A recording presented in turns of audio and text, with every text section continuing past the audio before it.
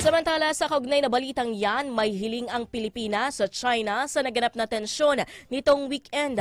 May detalye sa balita si Christopher Tirambulo. Christopher. Hinikayat ng Philippine Coast Guard ng China na imbestigahan ang naganap na dalawang banggaan ng mga barko ng dalawang bansa sa West Philippine Sea nitong linggo. Ayon kay PCG spokesperson Admiral Arman Barilo, obligasyon ng China na magsagawa ng pagsisiyasat sa naganap na insidente kaya sumiklab ang tensyon sa pagitan ng dalawang bansa. Dagdag pa ng opisyal na nakahanda ang PCG na magpadala ng mas malalaking mga barko sa WPS, ngunit hinihintay pa nila ang pinal na desisyon ng National Task Force on the West Philippine Sea.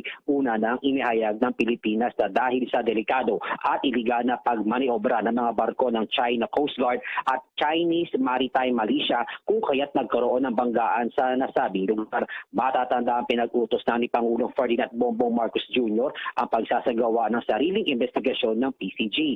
Inilarawan ng Pilipinas na ang ginawa ng China ay isang tahasang paglabag sa international law. Christopher Tirambulo, Newsline.